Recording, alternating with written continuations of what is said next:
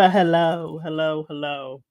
I think I should have had trigger warning going down at the bottom because there's so many things that are not per usual about this live today. Except for that, it's Sunday. Happy Sunday, happy Sunday, beautiful Marissa.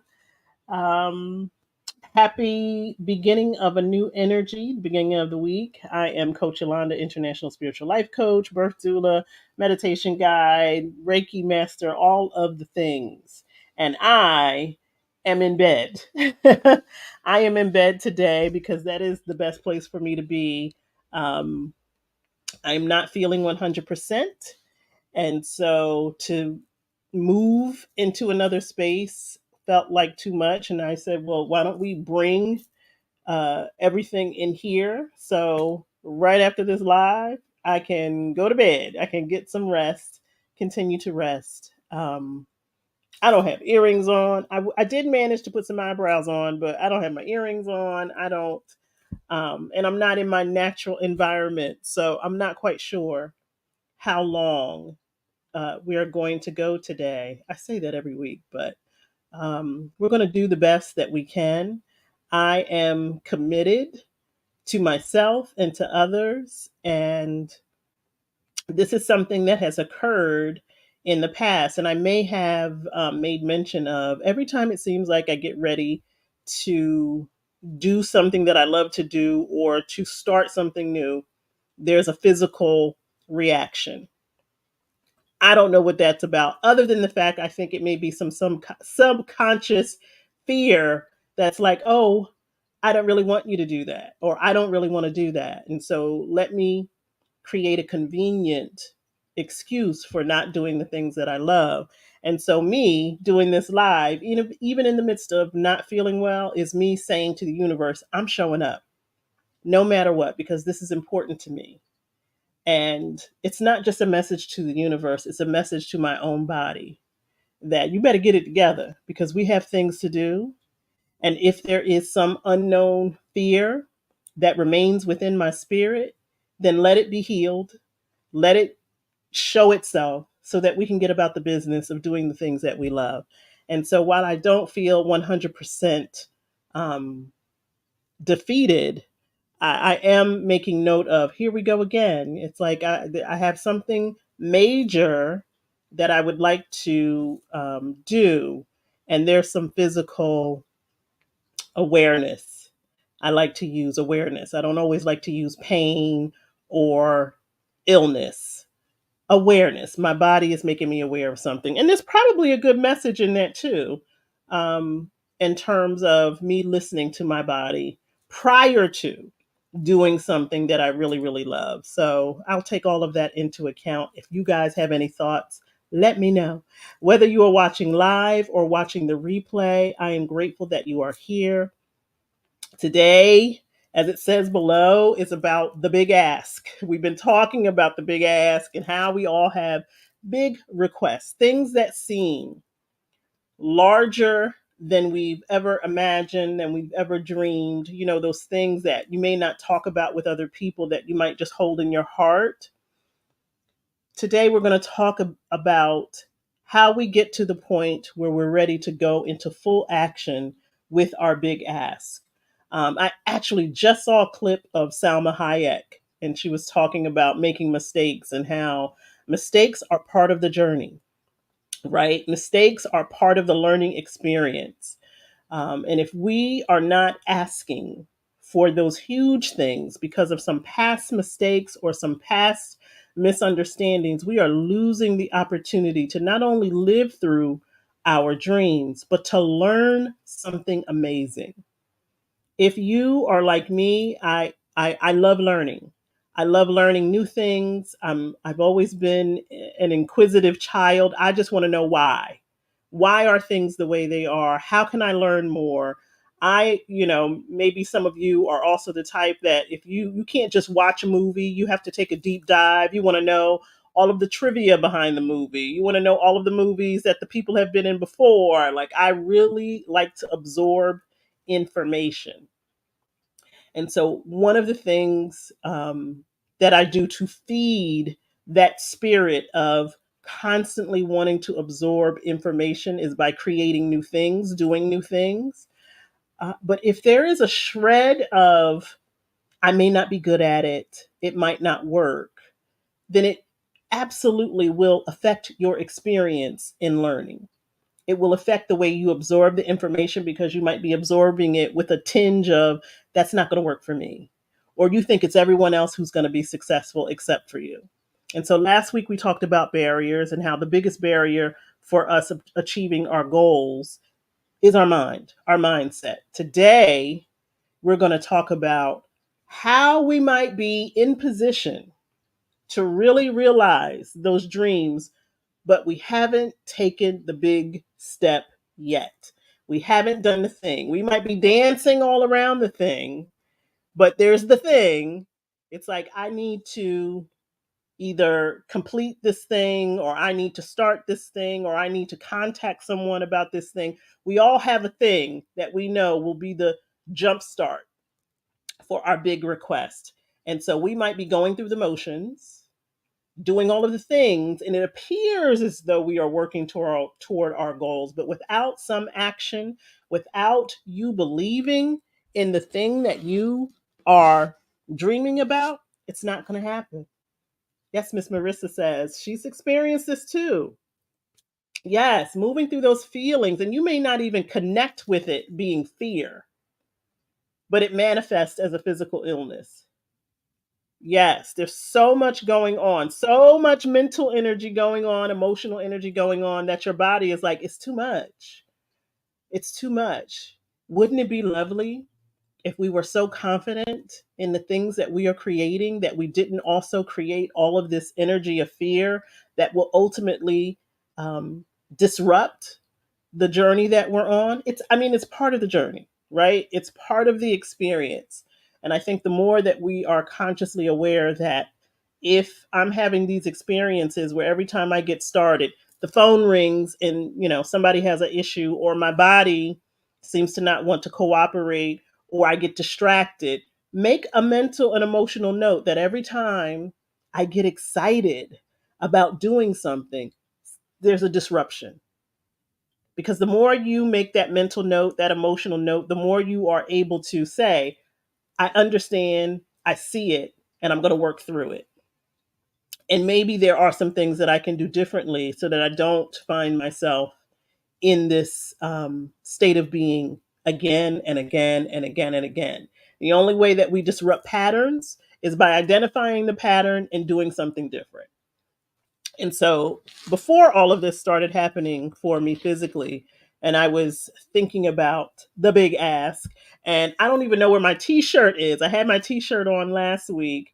I don't even know where it is. But that's why it's scrolling down at the bottom so that we can keep in the forefront of our mind, what is my request?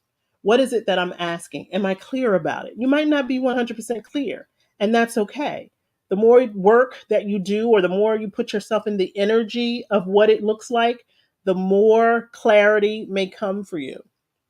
But a request is like a prayer, it's like a petition. It's you saying, this is something that I desire. You may not even know why you desire it. There might be so many different connecting pathways to why you want to do the thing you want to do. Maybe it has always been a part of your family history. Maybe it's you trying to prove something to yourself. Maybe it's something connected to your childhood. You may not even know, but you know that it's something that you desire. And again, it may not be something that you share with other people, but if it's just a dream that's just held in here and just held in here, how does it ever become a reality? I think sometimes in spiritual circles, we can get the idea that if something is supposed to happen, it will happen in a magical way that you just cannot explain. That you don't really have to work at it, you don't really have to do research, you don't really have to do the legwork. That if you just keep praying and keep meditating, that somehow the magical fairies will allow this thing to live in your life. as a spiritual life coach, I would caution any of us to think that spirituality is some magic dust that you just sprinkle on things and things happen. Do magical things happen? Absolutely. They're happening all the time. But in terms of our vision, it does require some work. It's not just something that falls in your lap. Now, sometimes opportunities can seem to fall in your lap. You may not have been doing a particular thing, and then all of a sudden a door opens. You're like, well, how did that happen? But if the driving thought or the driving perspective of how do I manifest, and that is such a buzzword right now, how do I manifest? How do I allow all of these things to unfold? If you think that there isn't some work required, then I'm not quite sure that this might be the platform for you. I am all for soft life living. I am all for believing that rest is the most important work that you can do. I absolutely believe that. There has to be a balance. There has to be a balance. Why? Because we're human. And as human beings, there are some tangible things that need to happen for us to believe things. As much as we would like to say that my faith is anchored in in God's guidance, as much as we would like to say that our faith, is based upon the evidence of things not seen, as much as we would love to say that, the truth is we're humans. We need to see some things. So you doing work and actively participating in your vision is the thing that we as humans need to see. And so that's what the big ass challenge is all about. And I told y'all, I don't like challenges. They can feel, they're not always that way. But for me, and in the past, when I've been a part of challenges, particularly because I don't like people telling me what to do, they've kind of felt like it was disconnected from me and it was someone else telling me what I needed to do in order to realize my dreams. And I'm here to tell you that you know what you need to do. You absolutely know. And so I guess my challenge for all of us is to get into the energy of action, because that's what a request is. A prayer is action. A petition is action. A contract is action. If we were to read a contract, we would see that there are particular things that need to be done that people are promising to do, right? And sometimes it has a date. I promise to do this thing by this date. I promise to let you know if I can't do it. There are action steps within a contract. If we think about a prayer, there's absolutely action. You might be asking for something, you might be imploring that something happen. There's action. So, what's the action? That big ask that we all have, it's got to have some action. Hey, Metabolic Maven, how are you, my dear? Happy Sunday to you. Now, I'm getting a notification about the Wi Fi. So, I apologize if it's choppy. But again, we're not in the typical location. I'm in my bedroom, which sits towards the front of my house. My router is toward the back of my house, as is my office where I usually stream from. It's all at the back of the house. So forgive me if it's a little choppy. Forgive me if the Wi-Fi is like, girl, what are you doing? This is not your typical location.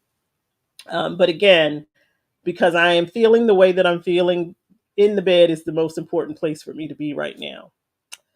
And so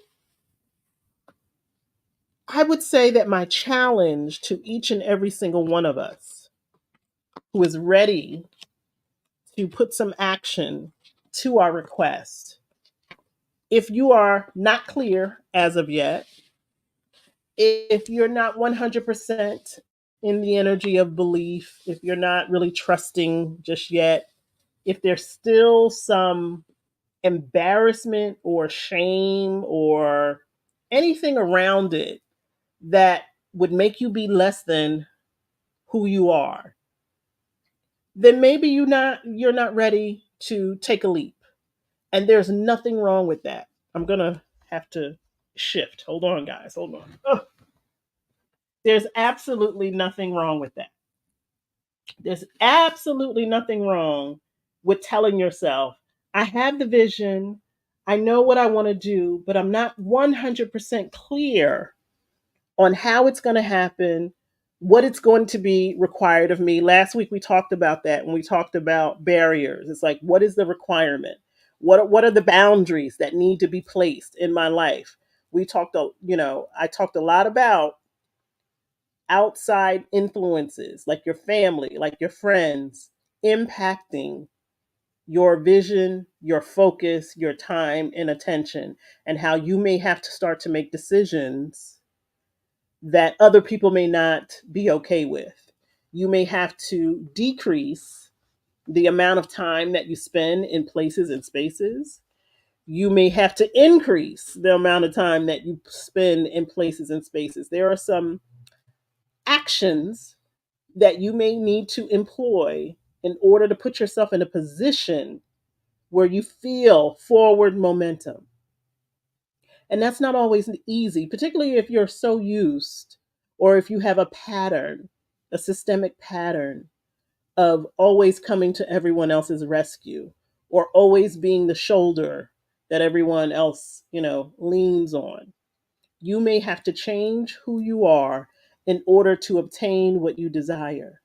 But isn't that part of the life lesson? Isn't that part of the beauty of moving into a space of certainty, of clarity, of belief and trust? That, yeah, I know that I am the family, ATM, but I believe in this thing so much that the ATM is now closed. I am putting all of my resources into this thing that I love so I can no longer show up in the ways that I've showed up before. I always want to put the caveat, if you are the caregiver for another being, meaning their livelihood, their lives, their care is dependent upon you showing up, this is not you. I'm not saying abandon being the caregiver for someone who is dependent upon you. This is not an excuse to say, okay, kids, mommy's got a dream, so y'all gonna have to figure it out for yourself. Unless your kids are adults like mine, and you know that they have the capability of taking care of themselves. This is not about abandoning people because we certainly don't want to create that energy. And so we will get to the challenge towards the end of the call. But for right now, I want us all to go back. Go back to your childhood. And I know that we all shared a similar experience in our childhood. If you've ever been on a playground, if you had, like I did, had a swing set in your backyard, or maybe at recess during school, or maybe there was a park by your house, I know for certain there may be one or two people in the universe that has never experienced this, but I know for certain that when we were younger, we all had the experience of being on a swing and getting to the point where we are comfortable enough to jump off of that swing. That's like a rite of passage, right? You get on the swing and you swing and swing and swing in, and then maybe your friend waits until the swing is really, really high and they jump off. That's a challenge. Now you're like, oh gosh, I got to do that. I got to figure out how to do that. That is like a rite of passage for most kids, jumping off a swing when it's in full motion. And if you were one of those kids that would love to jump off when that swing was almost parallel with the bar, my hats are off to you. You're probably still doing some adventurous, things in the world. But I know for most of us, we all had that experience of when you first jumped off a swing for the first time. It may have stung your ankles a little bit. You might have even fallen. I'm a 70s baby, so the playgrounds back in that day and time were not safe. You were lucky if it had sand. You were lucky if there was grass. Sometimes it was gravel. Sometimes it was rocks. you know, it was really dangerous for kids. We made it somehow. My knees, however, tell another story. My knees tell the story of my childhood. Lots of scrapes, lots of bumps. Yes, that was the other rite of passage. No hands on the handlebars, like riding your bike without hand. Listen, you couldn't tell us a thing when we learned how to ride our bike without hands. Oh my, you couldn't tell us anything. And so I want us all to go back to that time period where we were on the swing set and we're swinging back and forth. And maybe you've made the decision, I'm going to jump off. Or maybe you were influenced because maybe your sibling did it, or maybe, one of your peers did it. So now you feel like, well, everybody's jumping off the swing. Now I got to jump off the swing. It is absolutely one of the things about being a kid that feels equally exciting and equally fearful, which is the same energy. It's just expressed differently. Kids love to push the envelope, but they don't even know that they're pushing the envelope. They're just being a kid. They're just out there living life. Oh, to be a child. At my big age, with what I know, oh, to be a child and to just live with that kind of excitement. Like, I don't know what's going to happen.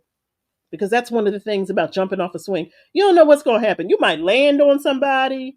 You might, if you're lucky, land on your feet, your behind, you don't know, but you're still willing to do it. I want us to think about that in terms of your vision and your goals. Because this is what big asking big is about. It's about jumping off that swing. You've had the momentum. And we all are familiar with what it takes for the swing to get higher and higher. You got to pump those legs. You know, I'm doing the motion because I can even put myself in that energy. I'm sitting on the swing and you're holding on tight and you're like willing yourself to go higher and higher by pumping your legs more and more. It's science. If I pump my legs more, if I put in more action, if I put in more motion, I'll go higher and higher, right? So now you've got that momentum. And as a child, we're smart enough to know if I get too high, all I have to do is stop pumping and I'll start to slow down, right? We are physic geniuses and we don't even know it. We know how to regulate that swing to where it gets to the perfect height that we are comfortable at jumping. And so think about that in terms of your vision. Are you doing that right now with your vision? Are you trying to regulate your level of comfort? This feels like too big, so I'm not going to pump my legs as hard.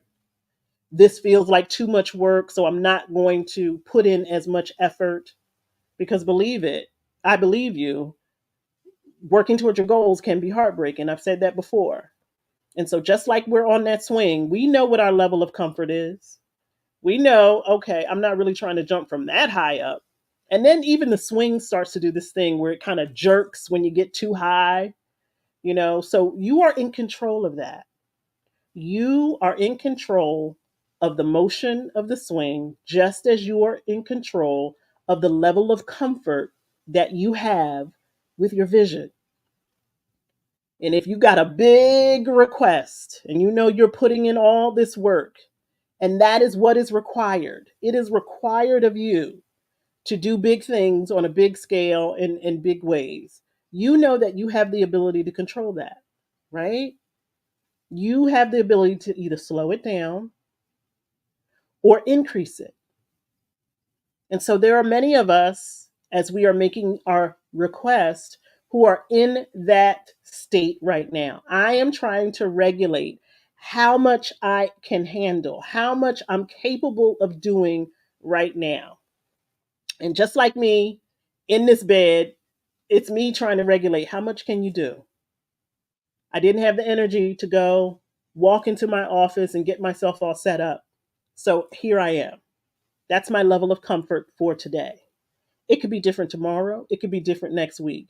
But we are in full control when it comes to our request. How much of your time, your focus, and attention are you putting? And you have to be honest.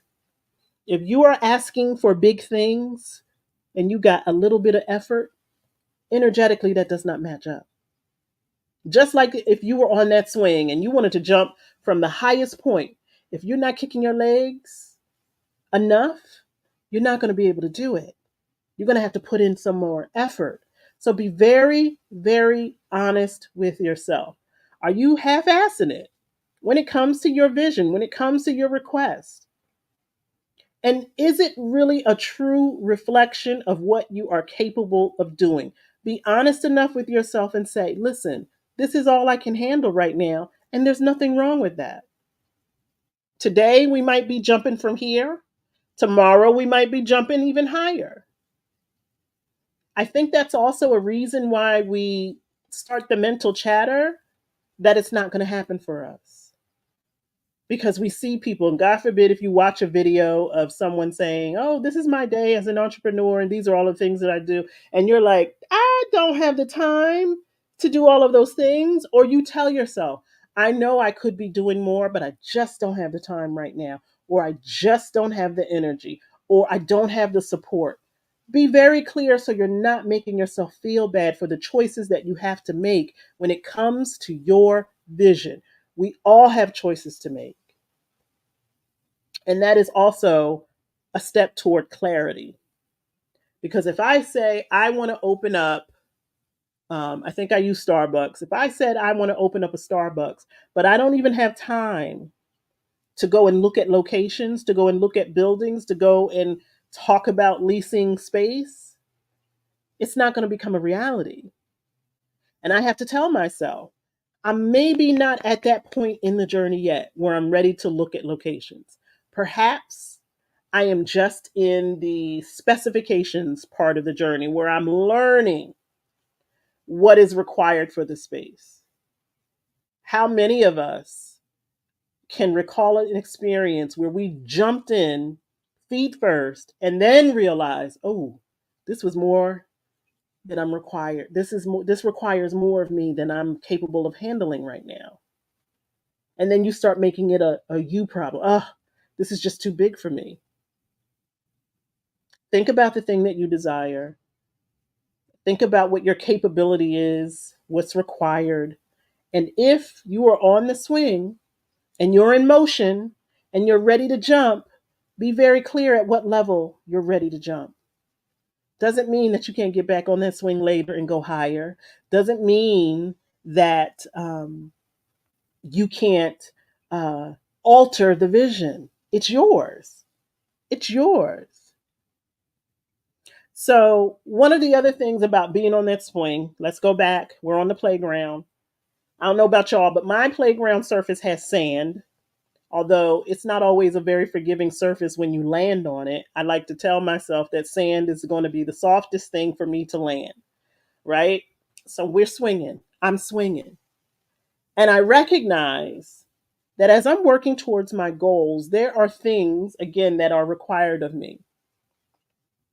But I also recognize when I place those barriers, like we talked last week. And one of the ways you place a barrier when you're on the swing, you stop moving your legs, right? If you stop moving your legs, you'll slow down and eventually you'll come to a stop.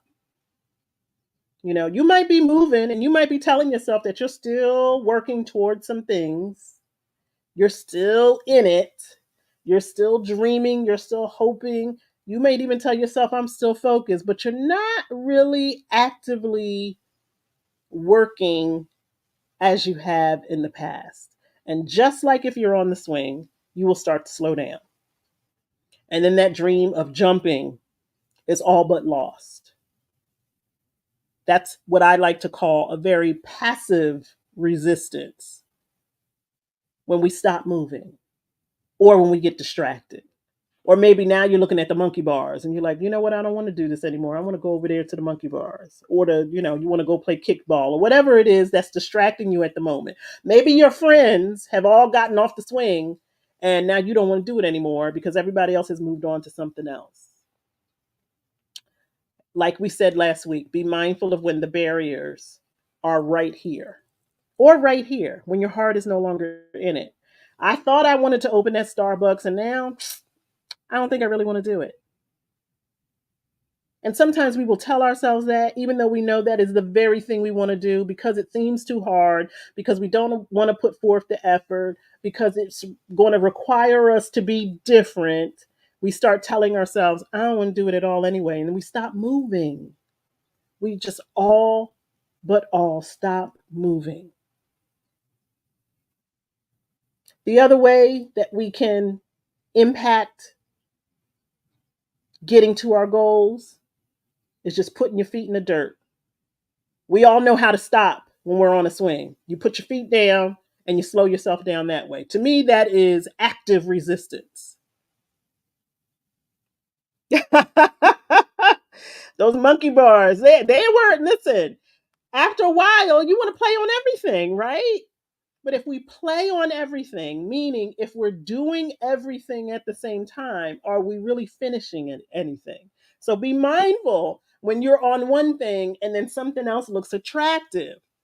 I have that trait. You have to know yourself.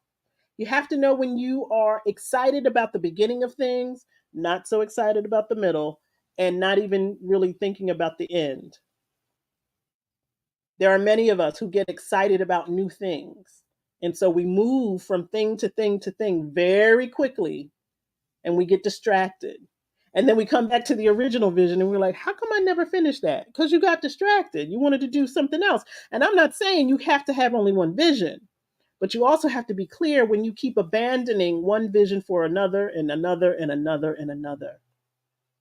I want to open a Starbucks. Nope. I want to open a Jamba Juice. Nope. I want to open a Chick-fil-A. Nope. You know? And that's not to say that I couldn't open all three, but I'm not going to get any of them open if I keep jumping from thing to thing to thing and never completing, never finishing. So when we are passively resistant, meaning we just stop all action because maybe we get distracted, maybe we want to do something else, maybe somebody else is like, I got the thing for you. And you're like, sounds good. I want it. Or you dig your heels into the dirt and stop yourself.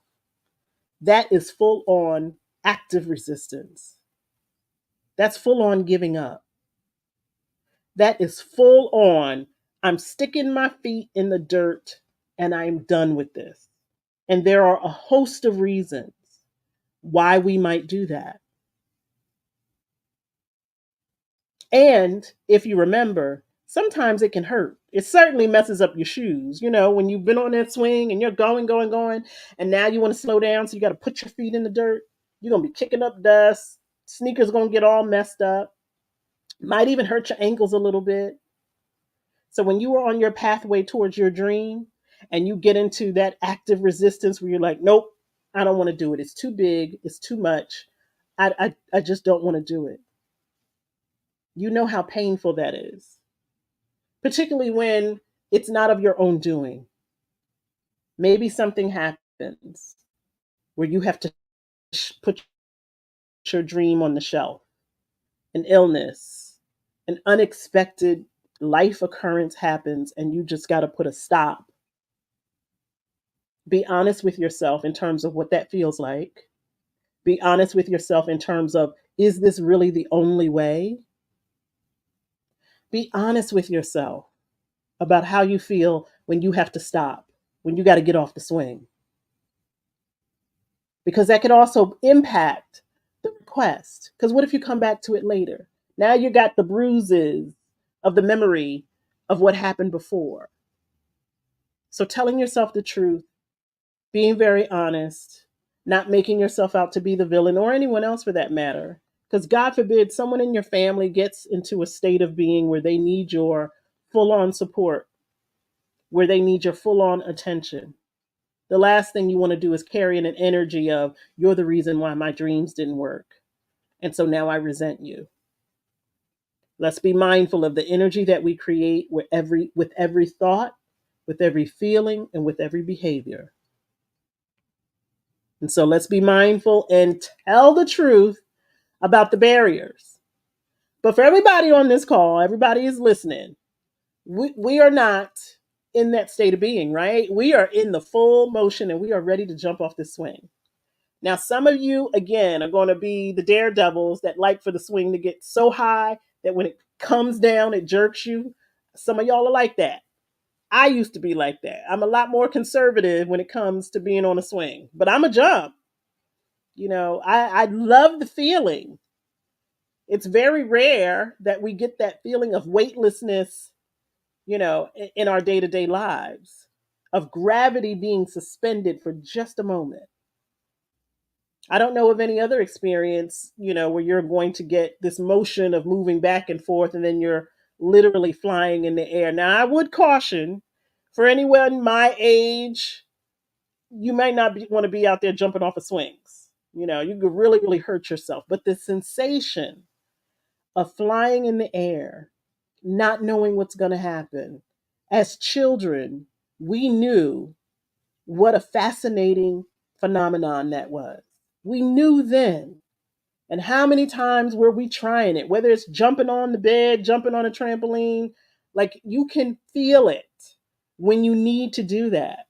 There are times when I'm like, I need to jump now. And I'm like, the only thing that I could jump on right now is my bed. And I know that I would break it, so I can't do that. But there are times when I feel the need to move energy in my body. I am lucky that I have a park near my house and I could go and get on the swing. The kids would probably be like, lady, get off our swing. I have a hammock. I can go get in my hammock and replicate that experience of feeling light and airy. I'm not jumping out the hammock, but we knew when we were children that exhilarating feeling. And it can feel very similar as an adult to live out your dreams. And so we're swinging. We're asking, we are requesting, we're clear. We believe that as we jump, the universe is going to meet us. We're swinging, swinging, swinging. Now, here's the thing, you can't just swing. Hey, Natural Alley D. I had my shirt on last Sunday. I was going to wear it today, but I can't find it. As you can see, I'm not in my regular place. I'm in my bed because I need to be. But thank you, thank you, thank you for the quick and fast turnaround in ordering and getting my shirt. Yeah, Marissa said she missed it. I got the red one, and I love it. I love it. Thank you. So we're swinging, swinging, swinging. But it's not just swinging, y'all. It's not just swinging on the swing. You got to time it perfectly, which means you have to do it with intention. Because if you try to jump in the backswing, you might fall flat on your face. If you try to jump in the middle, you're not going to get the same result. You know that you want to wait until you get to the highest point, and maybe when you're swinging back a little bit, that is the prime time to jump. How did we know this as children? How do we know that? Instinctively, when the right time to jump. And so, if it has been in you since you were a child, what makes you think it's still not within you? You know when the right time to put your dreams in action. You know it. But all of these other things, the barriers, the distractions, the fear, may tell you that you don't know. It may make you feel like you don't know. But I'm telling you, when you are swinging with intention, meaning when you are actively working on your goals with intention and focus, you will know how to move. You will know when to say yes, when to say no, when to say yes and no, when to say maybe. You will know because you're in the active flow of the energy that you created. You created the swing. You created the dream. And if you created the swing and you created the dream, you will know when it's the right time to jump. If you don't succumb to the fears, the barriers, the distractions, you're going to use that momentum to your advantage. I don't know how we knew how to do that as kids, but we knew. And it may have come with some trial or error. You may have been one of those kids that you're on the swing and it's going back and you're like, I'm going to jump now. But you learn that that's not the most opportune time to jump. It's like a thing in our bodies that we know, and we have to time it. Because depending upon the swing, depending upon when you feel like, all right, this is it, I'm going to jump, your body is moving, but it's also paying attention. All right. You might even be counting. Your friends might even be counting with you. One, two, three, jump. And maybe you hesitate. Maybe you hold on to the swing. All of those things have a consequence. But there is something within you internally that knows this is the most opportune time to jump. So even as we're talking about the big ask, I can't tell you when your time to jump is. Only you will know that. But what I can do is encourage you to jump. I can be like one of your friends counting with you. We can be that for each other. It's like you've put in the work, you've done the research, you know what's required, you are very clear. We're going to be here for when you're ready to jump. Whew. We are going to be here for when you are ready to jump. And there have been times in this space where some of you have jumped and we have risen to the occasion. Natural Allie D. I said, somebody please make the shirt. She made the shirt. I got the shirt. Metabolic Maven said, this is what I want to do. I am a nutrition and wellness coach, and I'm ready to coach some folks. Just put it out there. That was her jump. Marissa has jumped. I have jumped. You will know, and I guess that's part of the challenge, that there needs to be some jumping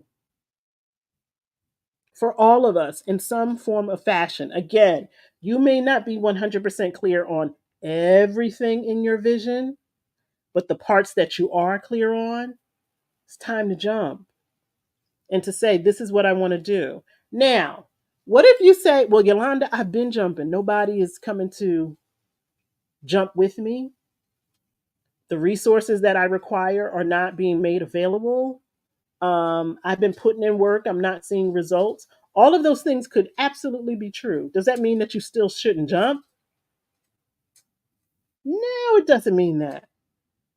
Because you're creating the energy that says, this is what I want, this is what I desire. And if we could suspend what the outcome is supposed to look like, it's like, okay, I jumped and I want 1,000 people to sign up for, whatever it is I want them to sign up for, and I haven't even got one person. Doesn't mean that there is not spiritual activity going on at all times. We must not forget that. And if you are making a request, putting it out in the ether, and living through that request with your choices, your decisions, your focus, things are activating. Things are activating. They cannot activate when fear is present. They cannot activate when distrust is present. They cannot activate when disbelief is present. They cannot activate when lack of clarity is present. And again, you may not be clear about the whole thing, but the thing that you are clear about, you are certain about, are you jumping where that is concerned? So if you say, or if someone says, I want to open a Starbucks, I don't know how that's going to happen. I don't know where the money is going to come from, but I'm very clear about that. And one of the things that I'm required to do to jump, as with most franchises, they have either a training program or a university, or at the very least, let me email and get the packet. And they say, oh, you got to pay a franchise fee. What's the franchise fee? Let's say it's $700. Okay, I'm going to pay that franchise fee. I may not know any of the other details, but I know this is what I want, and I'm very clear on it. I trust it. I believe it. And so I'm putting action towards the thing that I say that I want. Because if I keep writing it down on pieces of paper, if I keep writing it down in journals, then all I am is a writer of a dream that may never be realized. And I would also offer that we get close to the idea that even though you created the vision, you may not be the one that sees it through. When I think about women that came before me in my family and the things that they desired to do, the things that they would whisper to one another and not necessarily tell everyone, I recognize that I'm living out those dreams for them. They may have planted the seed, they did not get to see the harvest, but it has been passed on within me. And so I recognize that every vision, every dream that I have may not be my own. I may never see it come to full fruition. It may be something in another way that is lived out by someone else. And that can also happen when we are supporting one another. And so you also have to be clear, are you attached to you being the only one that sees the dream fulfilled? Does it have to be you? There is a business owner that I don't want to say I know them personally because I don't, but I'm familiar with them. And what always strikes me is that this particular business owner, how can I put this as delicately as possible? I believe that they are the face of their business. And so when they are doing marketing, it's just them. But the people they are marketing to do not look like them, are not their age, and it comes across as disingenuous. And I'm almost at the point where I say to this person, you need someone else to be the face of your business because it's not you.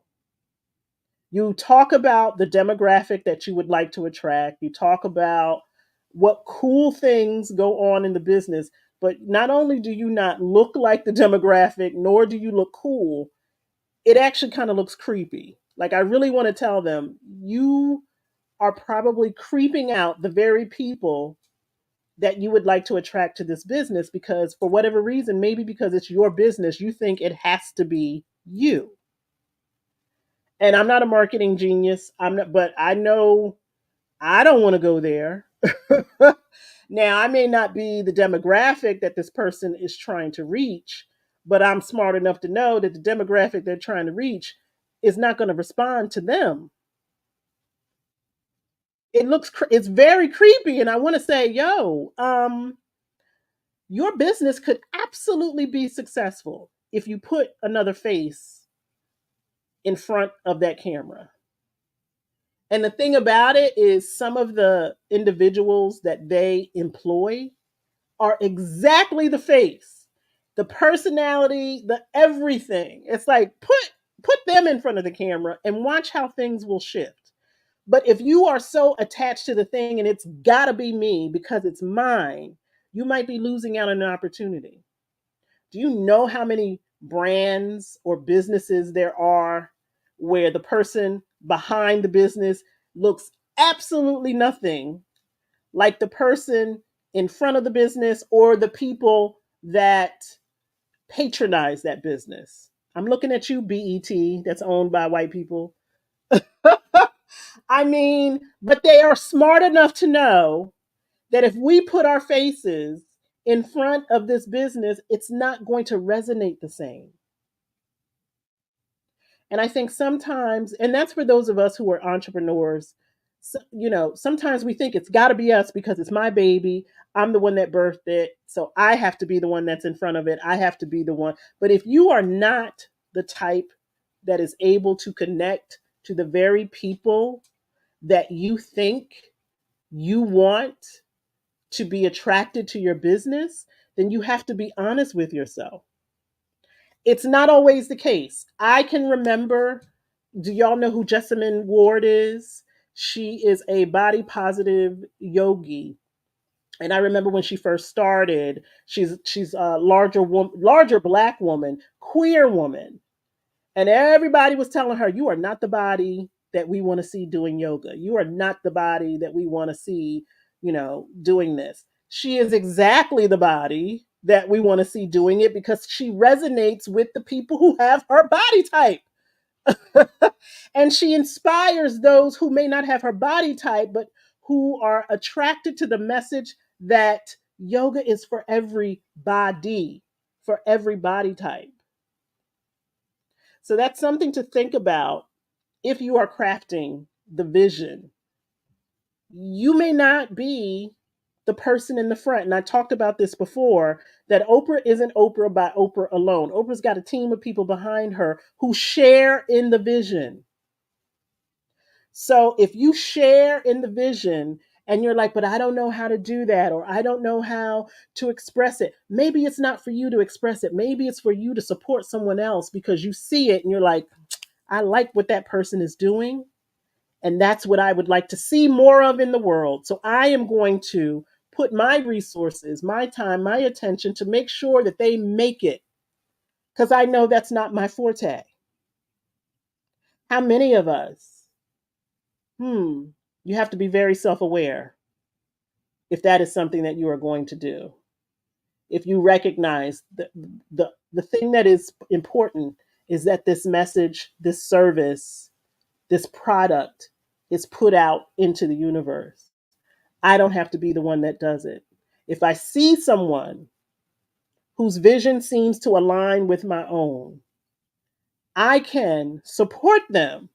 And then it's the vision is being unfolded. The vision is happening.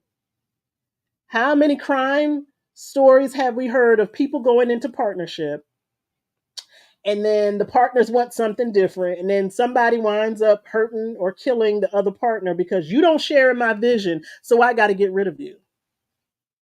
Yikes.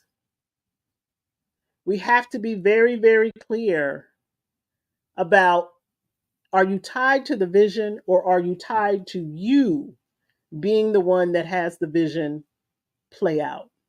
I just watched that yesterday. It was two guys. They decided to work together, and then the one guy was not doing what he was supposed to be doing, and the other guy was like, listen, I done built up my name, my reputation, and you are ruining that. So we have to dissolve this partnership. And this guy was like, well, then I'm going to have to kill you because I am so attached to it being me. It's got to be me. Not that the vision was successful, not that everybody was making the money that they desired to make, not that the people were being satisfied. He was so caught up in it being him. It's got to be me, me, me, me. I have to be able to do it. That he murdered someone. So be very, very clear when we are crafting visions, when we're swinging, because maybe you're not even on the swing. Maybe you the one down on the ground, like jump. 1, 2, 3, jump. And you are living vicariously through those who are jumping because it happens. Sometimes you realize, I don't know that I'm the person. Like, I really believe in this vision, but I don't know that I'm the person to see it happen. But I know so and so is doing similar work. And so maybe I use my strengths to support someone else. I don't know. Or maybe I started and someone else comes along and finishes it. Or, as I said a couple of weeks ago, you have to know what part you play. Like, I had to get to a point in my life where I recognize that I'm a bridge. I'm not always going to be a part of outcomes, but I absolutely know that I am a part of connecting resources. And so I had to get to a place where I stopped feeling sorry for myself because, oh, they went off and did something great. That's the point. They would have never been able to do that if you didn't create the bridge. And if you can't be happy and proud of yourself in that, then you miss the entire lesson, Yolanda. If you're so, yes, ma'am, the ego will have you out here thinking you're failing when you're actually succeeding. There are so many individuals that I have worked with that I am so proud of because I know where they were and I know where they're at now. And I had a part in that. And of that, I am proud. I consider their success to be my success. But if I only got caught up in the, oh, now they've blown up and they don't even return my calls. Not that I call anybody, because for those of you who know me, I don't call people. Um, that's a story for a different time. But if I got so caught up in, look how huge they are. I remember when they were working with me and they couldn't rub two pennies together. Now look at them.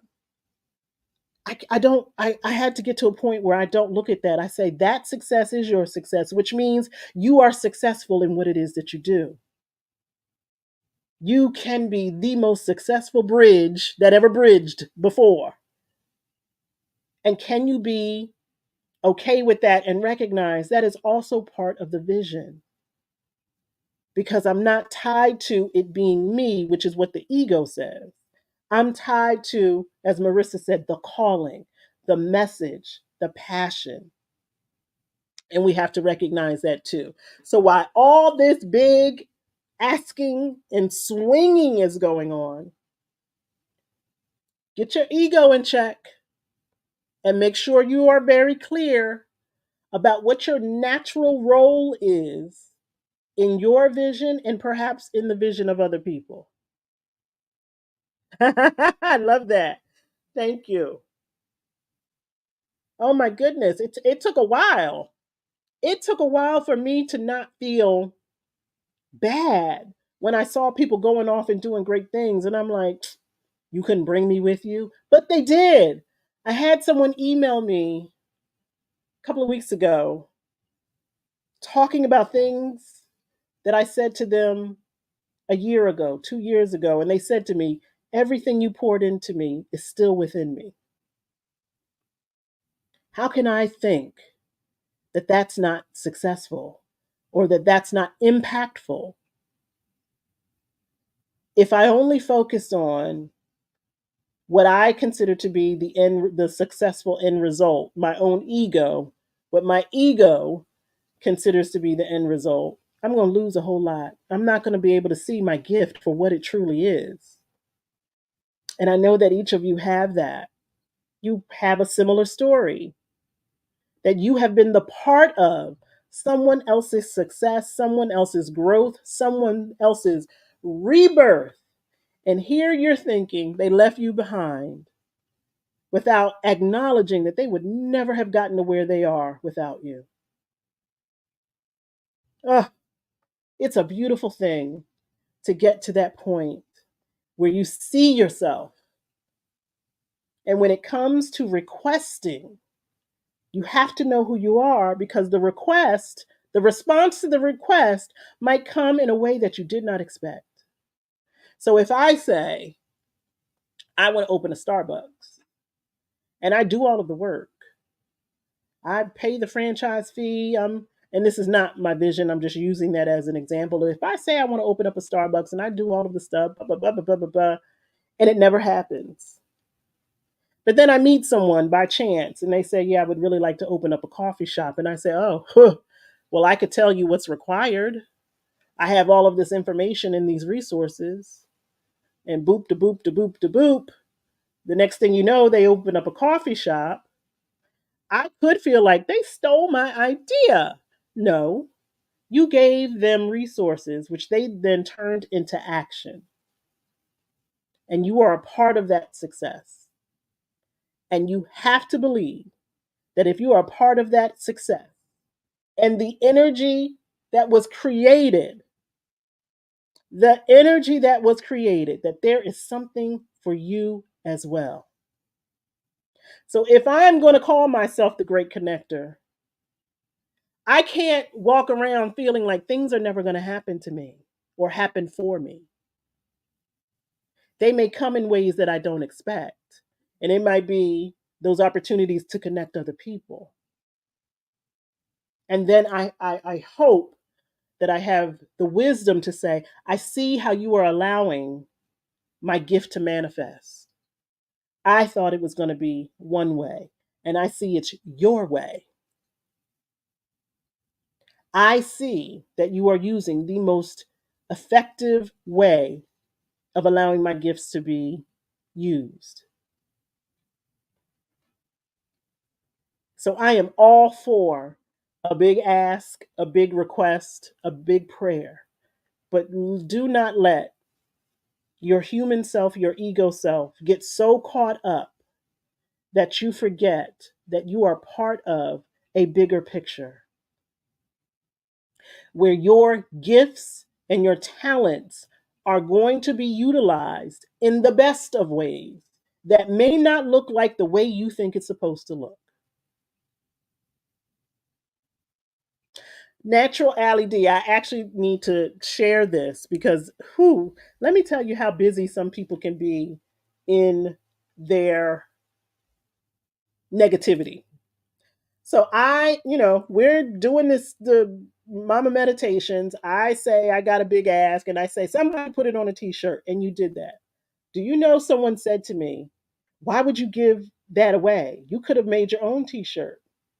I could have, but I didn't say that. I didn't say that. I said someone put that on a t-shirt. If it was something that I wanted to keep for myself, I wouldn't have said that. And the fact that you answered and did it, I'm proud of that. You wouldn't have made the shirt if I hadn't said somebody put that on a t-shirt. But I actually had someone in their negativity say, "Well, you just giving away stuff for free. You could have made your own shirts and then you would have been making money." I am making money because I said someone put that on a t-shirt and you did that. And I trust and pray that it makes as much money as possible because guess what? That money doesn't have to go in my pocket, but I know energetically I have created something that will make it so that I will be blessed tenfold. I'm not even concerned or worried about that. It doesn't always have to be us. If you are a part of something magnificent, take ownership of that and say, "You know what? I had a hand in that. And I'm grateful for that. And I'm grateful that someone else was able to benefit." Child, I was like, first of all, the person didn't even have anything to do with. They weren't even watching the meditation. I was telling them the story. And that, yes, that forced competition. We are not in competition with each other. Don't you know what happens for someone else that inspires you will can also happen for you because it creates an energy in you. But let me tell you what it did do, Natural Alley D. I did have a t-shirt line, had forgotten all about it. I had it during the pandemic, had forgotten all about it. I said, let me log in and see what's going on. I had money sitting there from t-shirts that I sold that I had forgotten all about. So yeah, I'm not worried.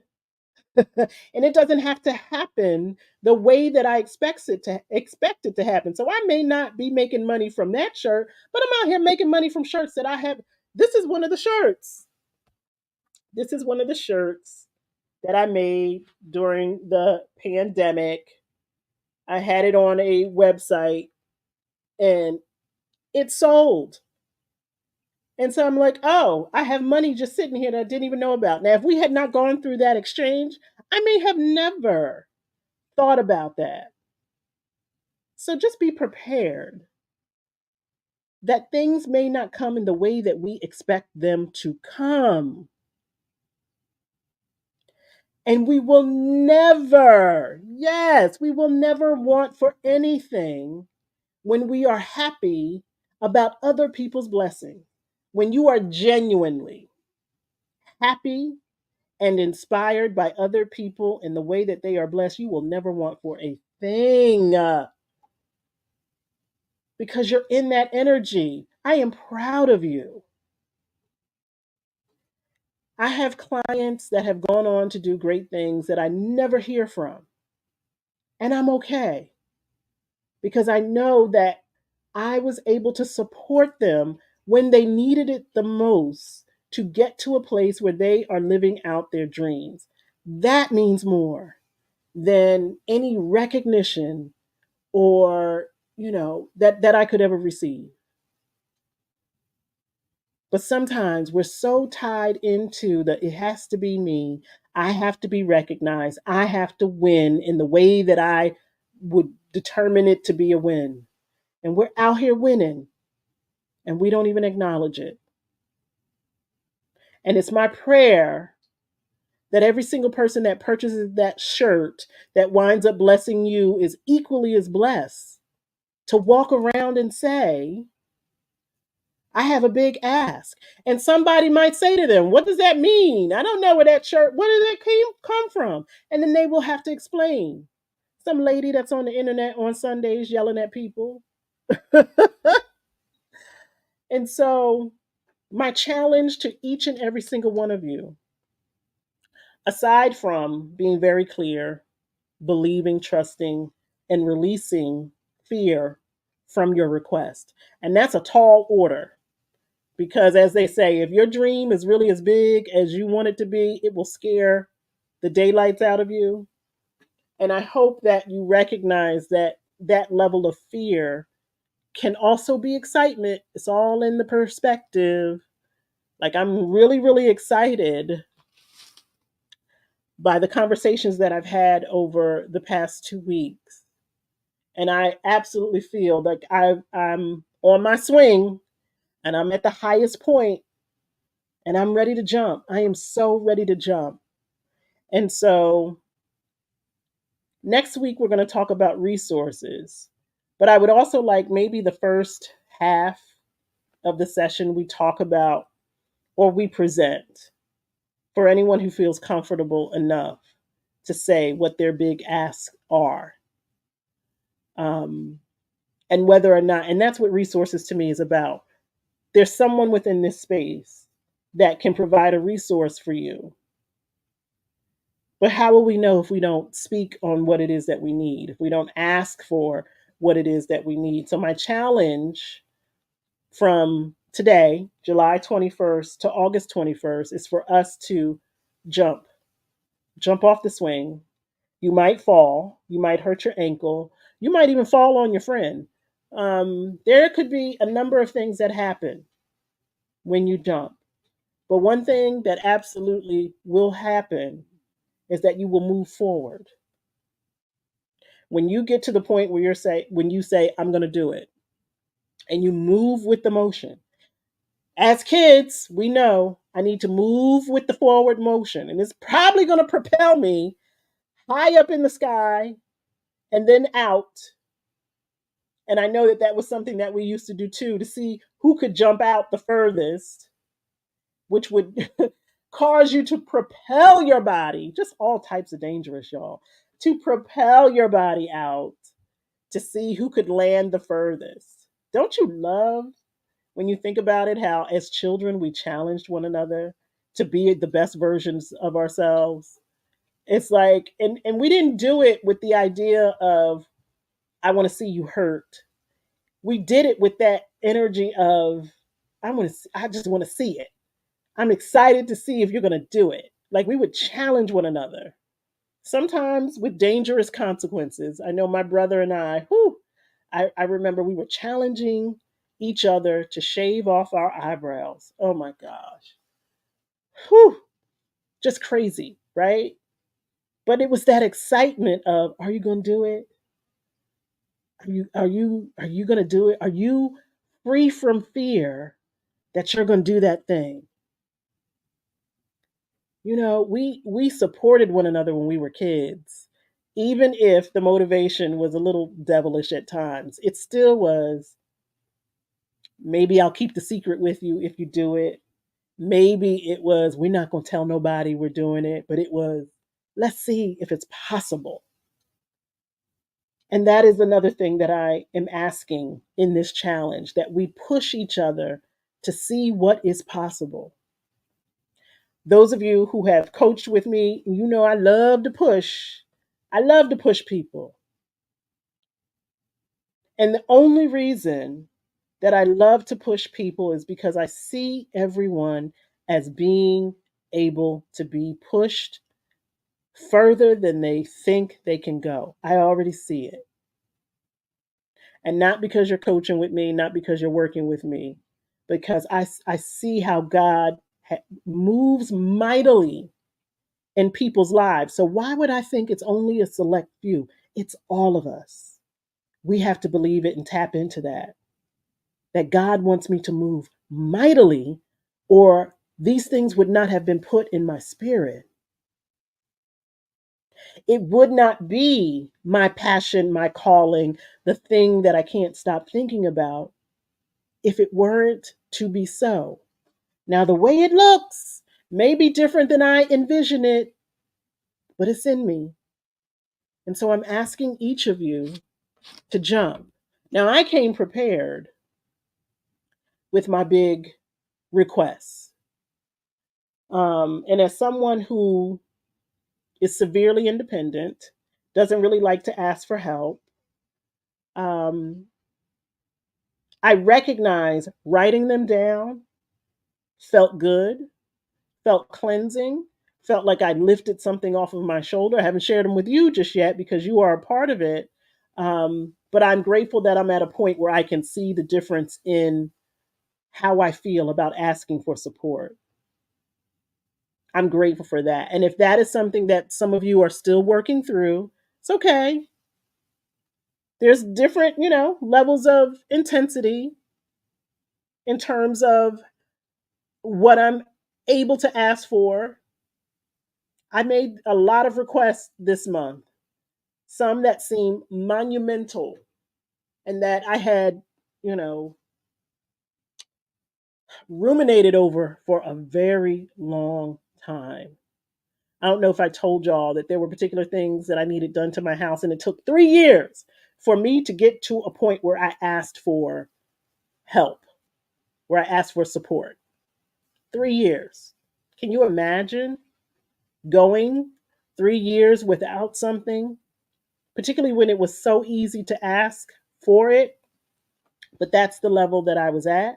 That is not the level that I am at anymore. And so after we meditate, I'm going to present my big request to this space, to the universe. But I also know that I am required to do the action. That's another thing. We can't just ask for things and then sit back and wait for other people to make it happen. You better be in the trenches for the thing that you asked for. Don't you go out here asking people to do things and then you sitting back like a pharaoh on your a pharaoh on your, what is it called, your chair, your throne, somebody fanning you like, y'all be my minions and do all of my work, and then I will bend. No, no, no, no. We're not doing that.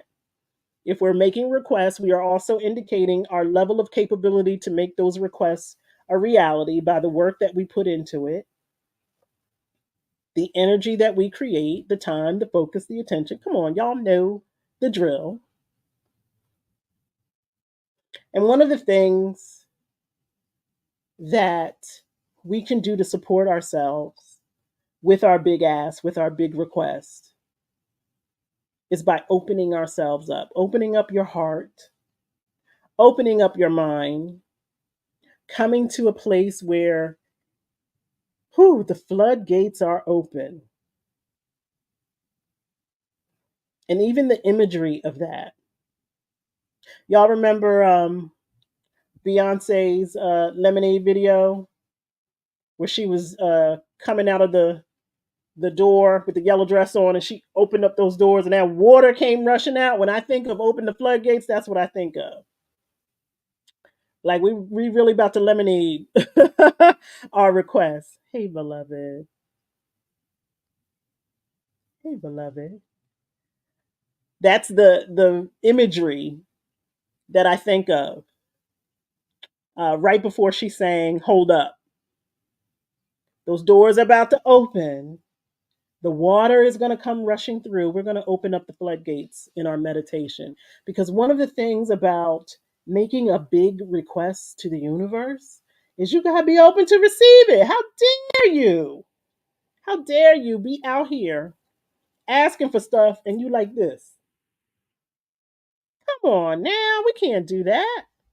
If we are going to be asking for anything, hopefully our arms are wide open.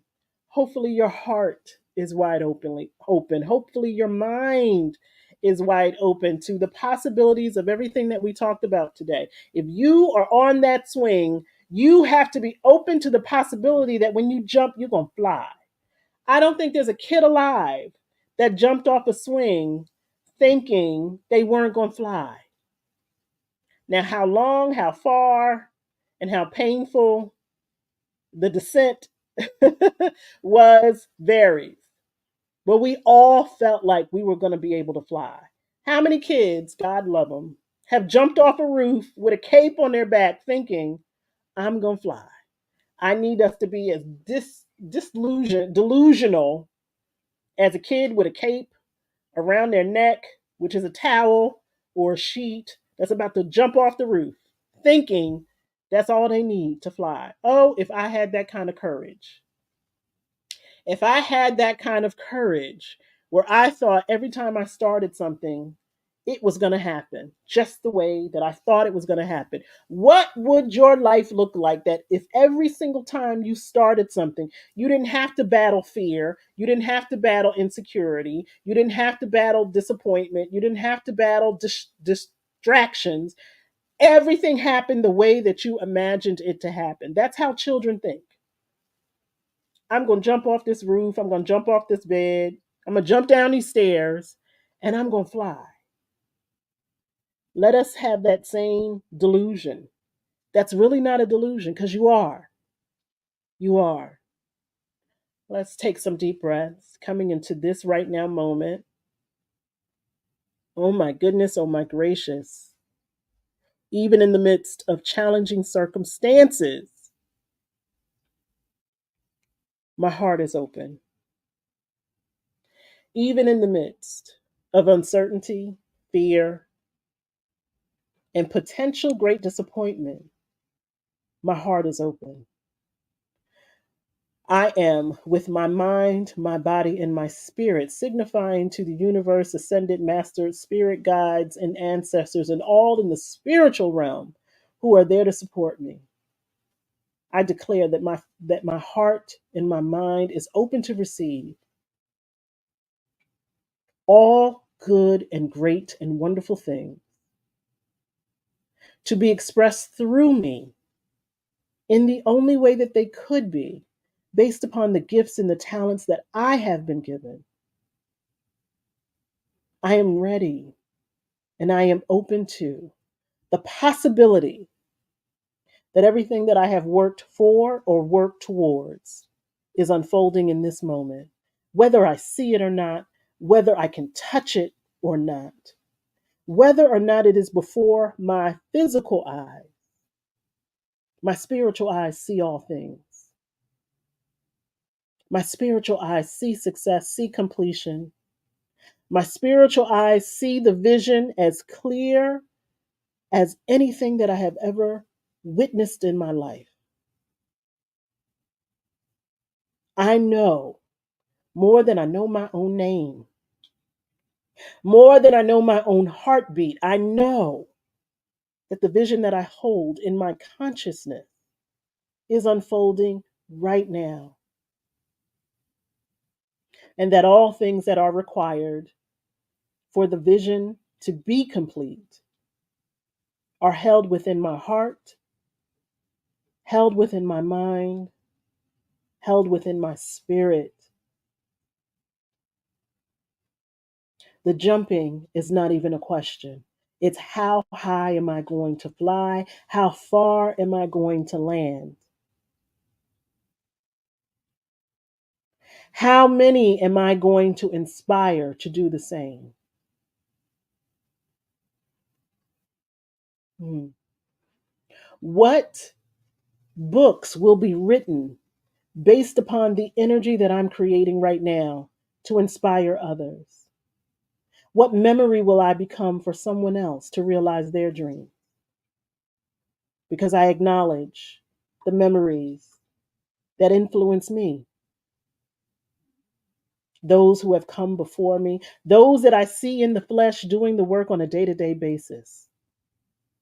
As I cheer for them, I'm cheering for myself because I see possibility in all of us winning, in all of us completing our life's work, whether on this side or on the other. It shall be done. I feel that in my body. I feel that with every inhale and exhale. My work will be done. My passion will be realized. My dreams will take flight.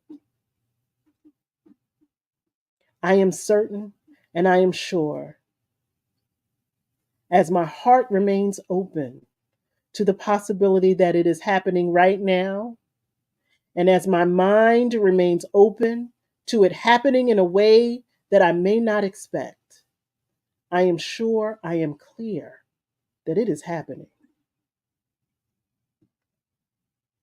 I can feel it in every blood cell, every all the bone marrow in my body is activated with the energy necessary for this to happen. I speak it, I live it, I believe it for myself and for the collective consciousness,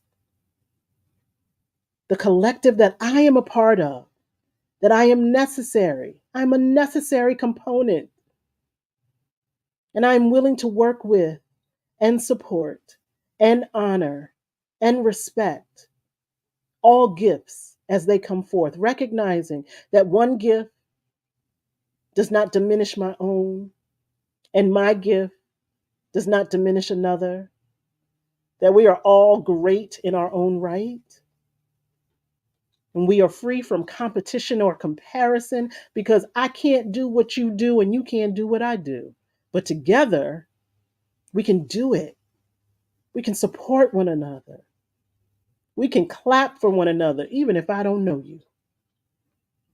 If I believe that your works are to uplift the collective consciousness, then I am here for you and I'm here for the uplifting. That is what we are here for. And so envision in your mind this week that your floodgates are open and you're ready to receive. You are ready to receive all messages, all lessons, all diagrams,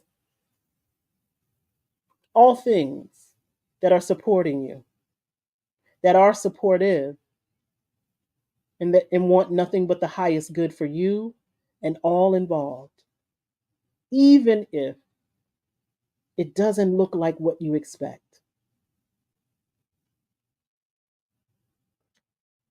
I'm so grateful to be in an energy where so many things are uncertain and unclear in my life. And I recognize, and I think we have mentioned before, when it seems like some parts of your life are spot on and clear, and in other parts of your life are like, whew, murky dishwater. And you're trying to find where's the last spoon in this dishwater? I don't know. And there seems to be this huge imbalance. And I'm starting to recognize that it's not that there's an imbalance. It's about my perspective, my time and attention. If I'm not paying attention to certain aspects of my life, of course they're not going to grow. They on life support, begging for air because I'm focusing on something else. And I think one of the things about the human experience is learning how to balance all of that. And it is possible.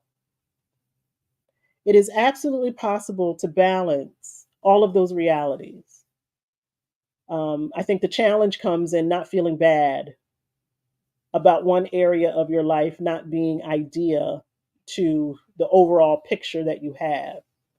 Um, and so recognizing that as true for me, it allows me to not beat myself up when things aren't going as well as I would like for them to be, but to take it as a message that I need to put my time and attention in other places. Like right now, my poor little plant babies, oh Lord, with all of this heat, I have not been serving them well. And they're showing it. They're like, we are going to just die because you don't love us.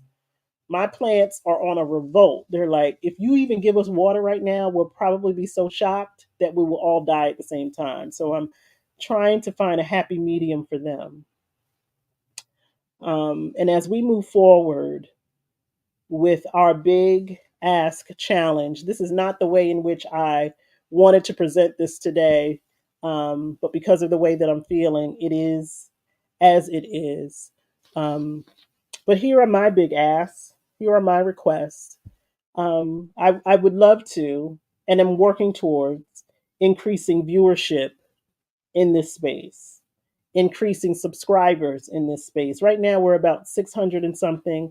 I would like to get over that 1,000 mark, and I'm asking for your support in doing so. For those of you who find this space of value, share it with other people. Tell them to subscribe. I really am interested in expanding. As I, showed you guys a couple of weeks ago, one of my goals is to expand my work, and I would love to do that through this medium. So that's one of the big requests, increasing viewership and subscribers to this channel. I am creating a online community because I recognize that sometimes our Sunday meetings are not enough. They're like the appetizer, and I want to give us a meal. And so creating an online platform will allow me to do that. And so my other big ask is that once that platform is created, that you join. If you find this channel, this work of service, I would say that the online community would be even more of service to you with courses, with expanded content, coaching, and resources. And I would love to plan and coordinate some events around the globe, around the country.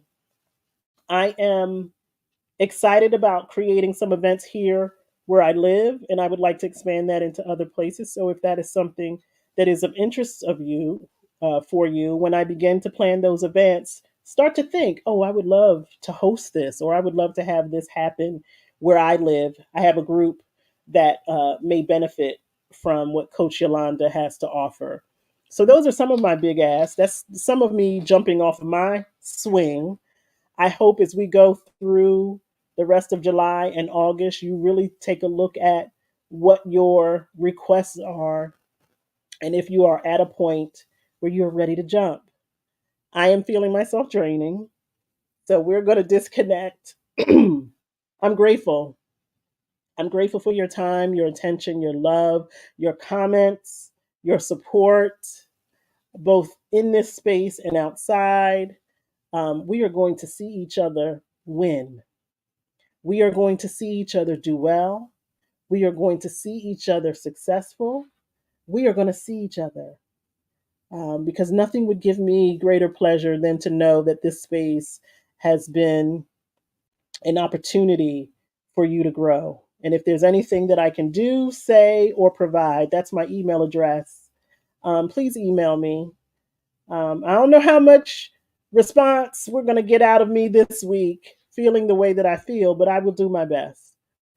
I love each and every single one of you. Thank you for your time and attention. Thank you for listening, for sharing, and for showing up as you. I love me. I love you. I love us. And until next time, I love you. Yes, let's all have a grand week on purpose with our floodgates wide open, y'all.